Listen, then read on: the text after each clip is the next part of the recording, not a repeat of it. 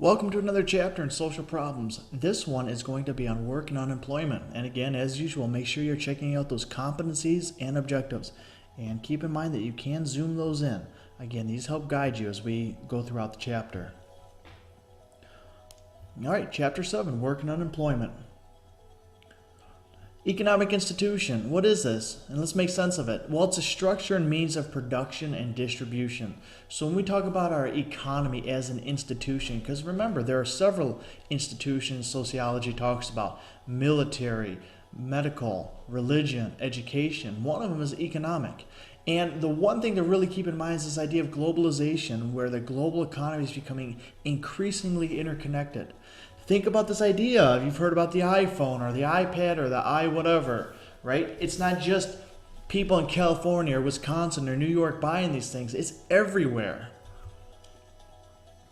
So one of the things we often talk about when we compare our capitalism with that of others and socialism and economic ideas is this idea of socialism and or versus capitalism. Well, what's socialism? Socialism tends to be state ownership. Whether we're talking about companies or we're talking about education or other sectors of our life and economy, it's left to the state, whereas capitalism leaves it to private ownership. Okay, so if you want a good example, let's just focus on the capitalism in the bottom left. Okay? Here a capitalist says, look, I own every single A-Rod in this school. You've got nowhere else to go. Compared to the communist or the socialist who might say, I think we should share our lunches equally with one another. Again, these are cute little ways of understanding some of these different isms like socialism and capitalism. Also, this idea of industrialization that we've gone through over the past 100 years and are sort of getting out to into the post-industrial. We know that it has altered the nature of our work, but again, how? And machines have replaced hand tools. Can you give me examples? It's also led to things like assembly lines, such as what? So one thing we do know is we went from being very collaborative, working in groups, to being more individualistic, being locked behind a computer or in cubicles all day. Another thing to keep in mind when we're comparing not only our country but others is this idea of work sectors. One looks at the production of raw goods. The second is a production from raw goods. So if you've ever seen that movie Blood Diamond, and it unfortunately talk about the extraction of diamonds and the process, just like mining gold, how sometimes it can lead to things like slavery and whatnot. And I think that's what that picture's getting at. But sort of attaching it to these ideas. The first one is the production of raw goods. The second is the production from raw goods, okay? And then the third is the professional management of these goods. So think about the whole lifespan of a computer. How do you get those raw goods? How do you produce those into a computer? And then what do those people use that computer for? Also, think about this idea of post-industrialization. Now it's a focus on education, on automation, on computerization, increased government, and even a higher standard of living. One big idea to keep in mind is this one called McDonaldization. It's a very important term. It is a term that we used to use to describe the fast food industry, but applies to other areas of work, being efficient, calculating, predictable, and controlling areas through automation and technology. McDonaldization. Can you think of examples outside of McDonald's that we use throughout the global economy today? Starbucks is another idea, but can you think of others? And within this idea of McDonaldization is a term called make a job. Low pay, low skill, and low advancement. For example, let's look at our own community. McDonald's worldwide or countrywide added 50,000 jobs in 2010. Now, at the same time, we see that this idea of the paper mill closing earlier this year. So we've got the paper mill closing and we've got McDonald's jobs being added. How do we make sense of this, and how does it tie into industrialization and post-industrialization? What are the key components that can explain these ideas? One of the things we need to talk about is free trade agreements, pacts made between countries, such as NAFTA. All right, NAFTA is an organization in which Canada, America, and Mexico worked together, made a pact to make trading easier. So it reduces foreign restrictions on exports, it reduces import taxes, and even prevents technology infringement. One of the things to keep in mind when we are talking about free trade agreements is our economy and how what's the word I'm looking for? How rich our country is, I guess, to basically say. And a way we can understand that is if we look at Italy, all right, or in California, it has the same economic GDP as Italy. Look at Russia and Texas. They have equal GDP. Or even look at Wisconsin, Finland, same GDP in that state alone. So what we see is that the United States has amassed a tremendous amount of wealth. Now, within this idea of wealth are also problems. So let's look at this one battle of an idea. Do you think economic priority should be given even if the environment were to suffer? Or do you think protecting the environment should be given priority even at the expense or risk of slowing down economic growth? So again, now we have a battle of ideas. How do we grow our society? And it's not always about the economy. Now, looking at some of these theories, the functionalist perspective says that the economic institution provides basic necessities, and it allows for further specialization. But with that specialization also comes some jobs that tend to be, well, mechanical. And this sort of blends into the conflict perspective, but who is going to pick those vegetables? Who is going to take that poor job? So what would happen if we had a breakdown? And that's what the functional perspective talks about. What if we had a breakdown and there weren't enough people out there to do certain services, maybe collect garbage or to pick vegetables? What would happen? So another idea is that economic health is measured by the production, the total value of goods and services, and spending. But thinking about this a little differently, always being critical, does production and consumption harm our well-being? So if we keep producing and producing and producing and consuming those productions, could it lead to a cyclical effect in which it could harm ourselves? Another notion is this idea of corporatocracy, a system of government that serves the interests of corporations blending government and businesses.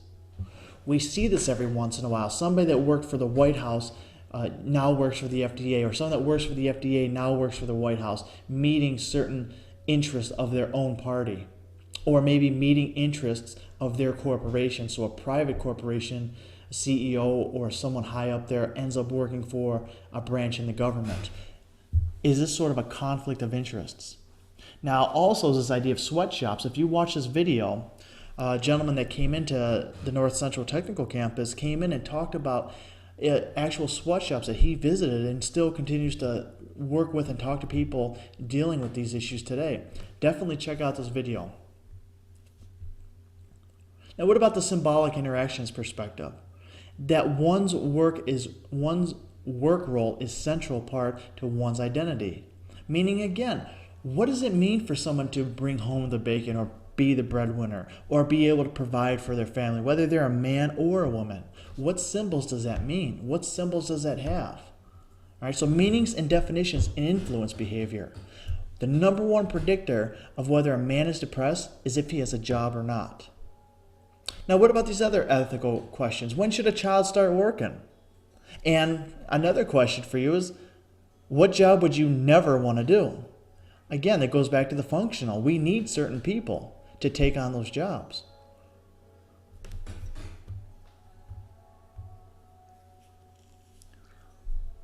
Now, this idea of forced labor and slavery. Did you know that there are more people in slavery today than in years before?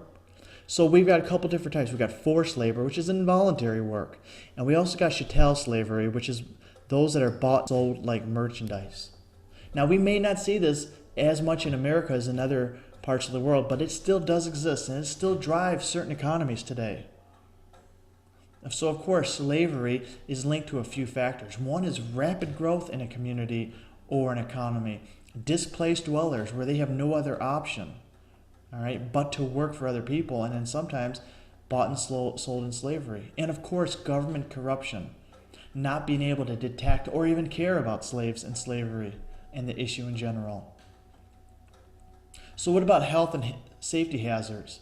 Again, we know that just a few years ago, almost 6,000 workers died in fatal work-related injuries, 5,657 as of 2007.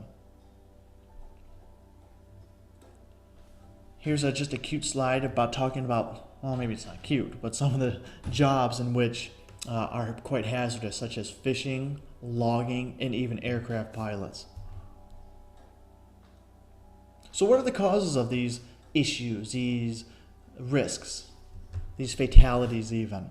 Well, we know that the lion's share comes from transportation, followed by contact with objects and equipment, so on and so forth. But the big one is transportation. That's where most of the fatalities come from.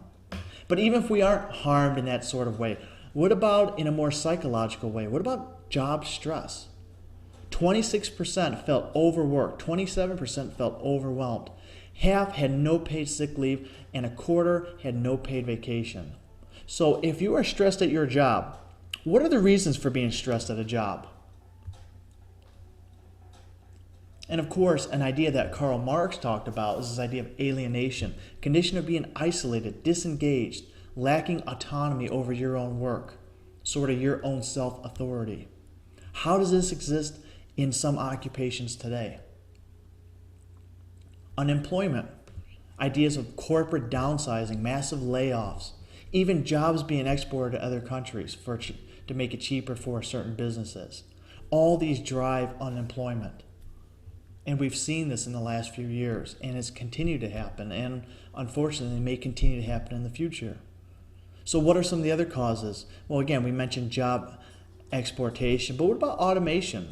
You ever go into a grocery store and you don't have to talk to anybody? You could pack your own bags and check yourself out? That's one way. Can you think of others? This world is becoming increasingly competitive in our global economy. So we have to work and fight with those that are paid cheaper in places like China. How's the American worker supposed to keep up with that? Now, this idea of long-term unemployment. There's lots of different types of unemployment, but long-term is defined as 27 or more weeks in which someone is unemployed.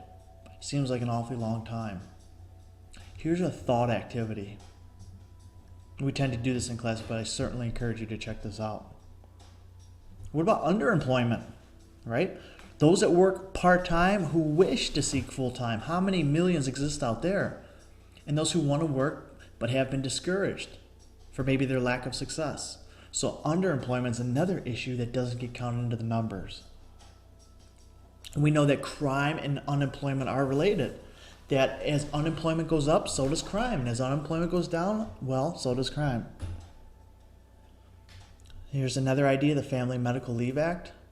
And again, what this idea talks about is companies with 50 or more employees are required to give 12 weeks of unpaid leave so that they can care for their family. Again, are these laws good for the economy? Not as good for the economy? Again, one issue out there today is the nationalized health care insurance and what that's doing to businesses. Here's another thought question for you. And this is where we'll end here. We got about a minute left. So again, we've talked about work and unemployment briefly. Again, 13, 14 minutes have gone by. I encourage you to check this out. Again, read the chapter, review the Prezi, and watch this recording as you've done. And until next time, see you next week.